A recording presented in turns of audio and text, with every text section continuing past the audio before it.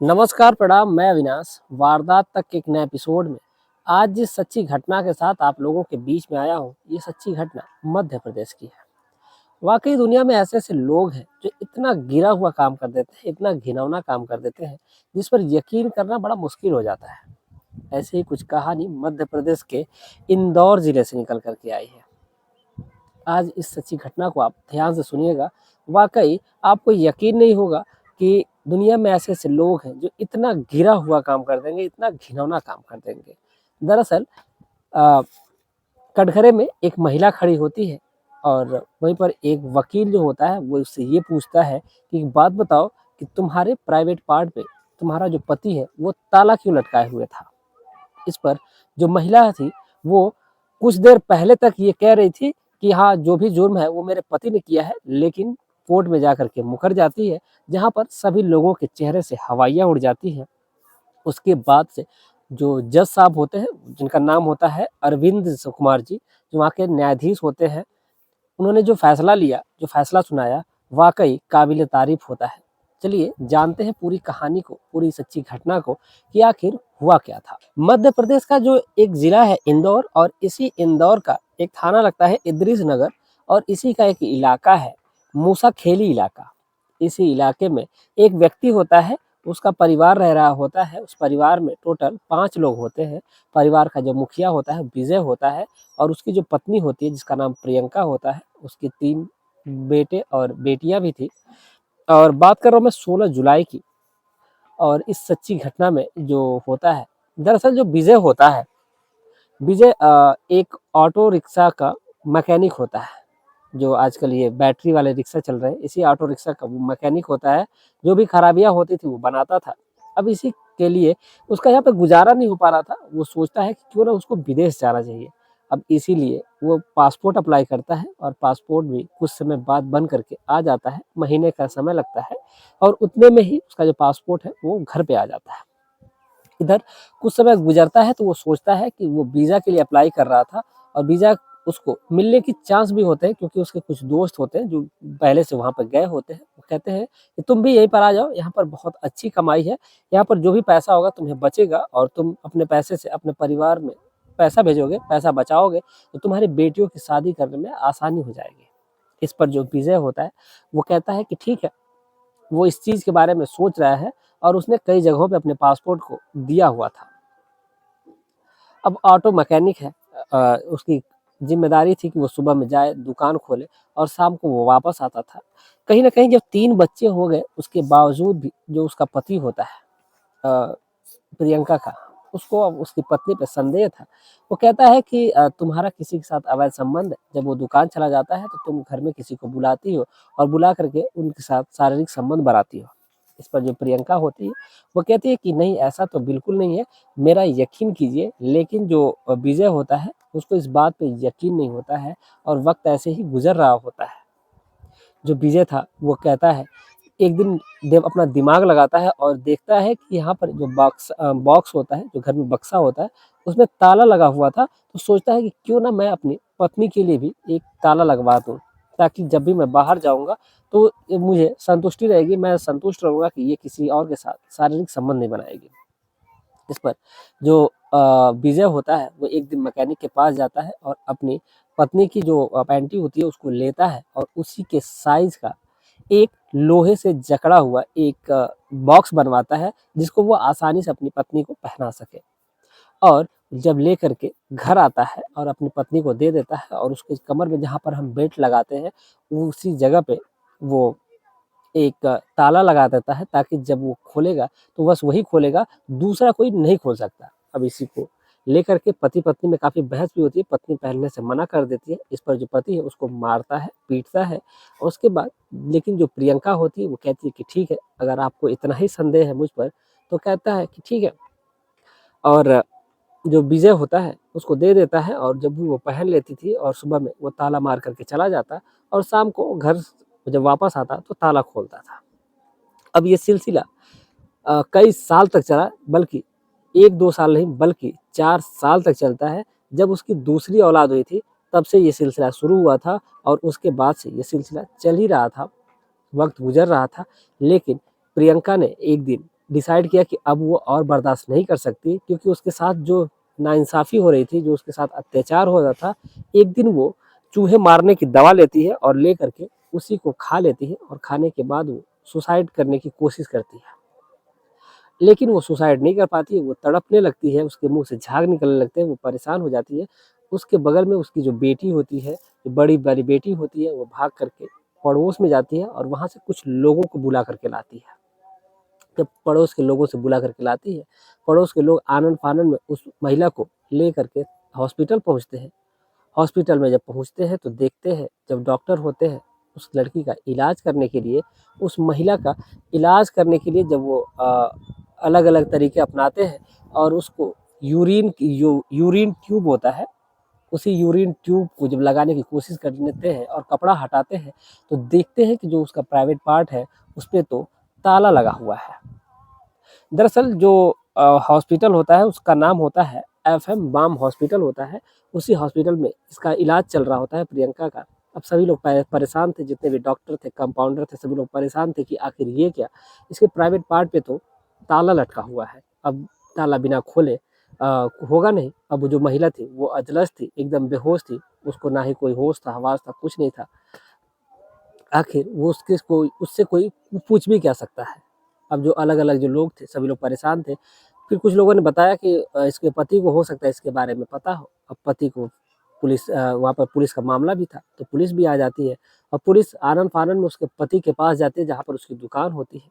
दुकान पर पहुँच कर के और उससे पूछती है कि क्या तुमने ताला अपने पत्नी के प्राइवेट पार्ट पे लगाया है? वो कहता है कि हाँ, मैंने ही लगाया है। इस पर जो पुलिस है, बिना उससे कुछ पूछे उसको अरेस्ट करती है और लेकर के सीधा हॉस्पिटल में आती है और वहाँ से उससे चाबी लेती है और पहले ताला खोला जाता है। उसके बाद जो डॉक्टर होते हैं, उस महिला का इलाज करते हैं और इलाज करने के बाद कुछ समय जब गुज़र रहा होता है और इसी के साथ जो डॉक्टर की टीम होती है और जो पुलिस की टीम होती है, सभी लोग उस व्यक्ति से पूछते हैं कि आखिर तुमने ऐसा किया क्यों? तुमने उसके प्राइवेट पार्ट में ताला क्यों लगाया? इस पर जो विजय होता है, वो कहता है कि मुझे कहीं न कहीं संदेह होता है कि मेरी जो पत्नी है, वो दूसरे के साथ शारीरिक संबंध बनाती है और इसीलिए मैंने इतना ये काम किया है, उसके प्राइवेट पार्ट में मैंने ताला लगाया ताकि मैं जब भी बाहर जाऊँ, तब भी मैं आराम से रह सकूँ, मैं अपना काम आराम से कर सकूँ। लेकिन इसने बहुत बुरा किया है और जो महिला है तब तक होश में आती है और होश में आने के बाद जो पुलिस है वो उससे महिला से पूछताछ करती है और उस व्यक्ति को वहाँ से थाने लेकर के चला जाया गया रहता है। जब महिला को होश आता है तो फिर पुलिस की जो टीम है वह पहुँचती है और उससे पूछताछ करती है कि आखिर तुमने ऐसा क्यों किया और ये तुम्हारे साथ ऐसा क्यों होता है? तो जो महिला है वो सारी बातें बताती है कि उसके पति को शक है कि वो किसी के साथ शारीरिक संबंध बनाती है, इसलिए जब वो घर से दुकान जाते थे तो वो ताला मार करके जाते थे ताकि उनको ये यकीन रहे कि उसका किसी और के साथ अवैध संबंध नहीं है।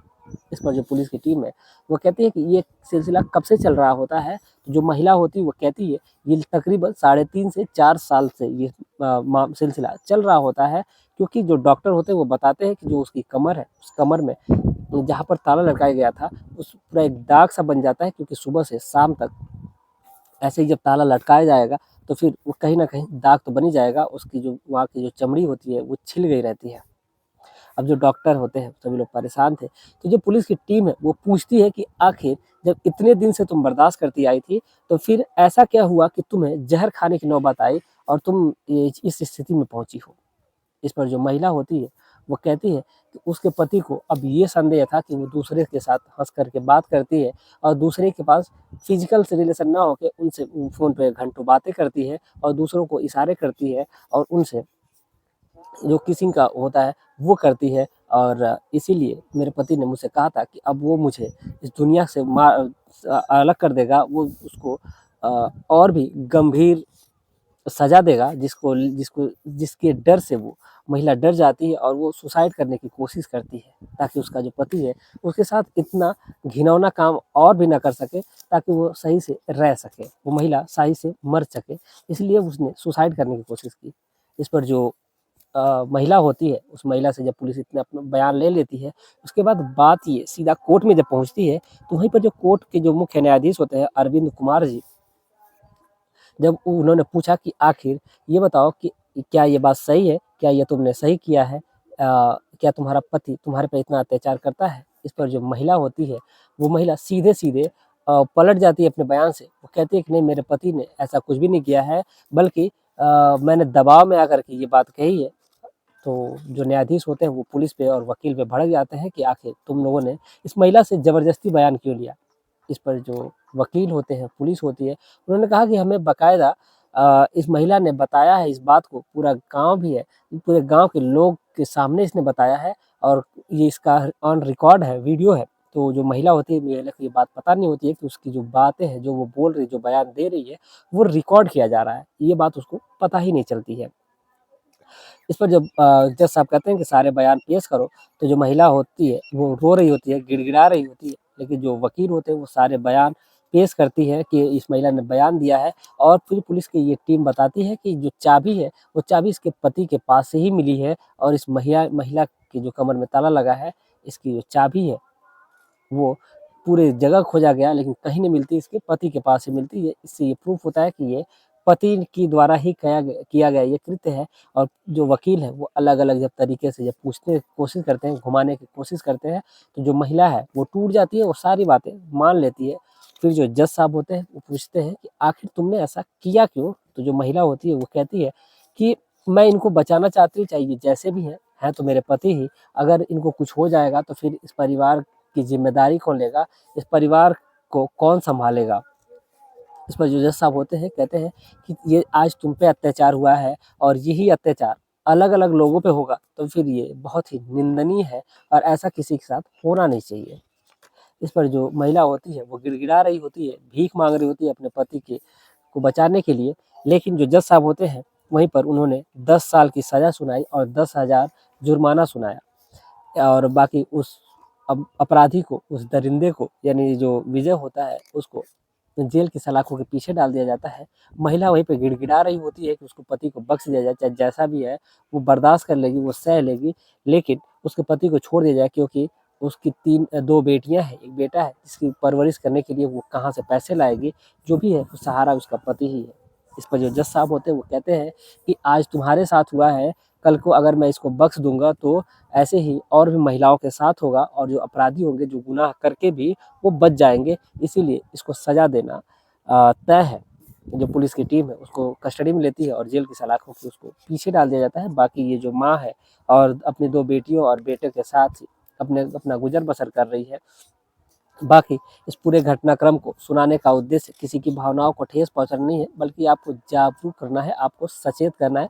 आप जहाँ रहें, स्वस्थ रहें, सुरक्षित रहें। जाते-जाते कुछ हमारे दोस्त हैं जिन्होंने कमेंट करा है, जिनका नाम है विजय कुमार जी हैं, अवधेश कुमार जी हैं, सगीर अहमद जी हैं, सलीम जी हैं, असगर अली जी हैं, सुबोध कुमार जी हैं, सिलीगुड़ी से बीएसएफ में हैं ये।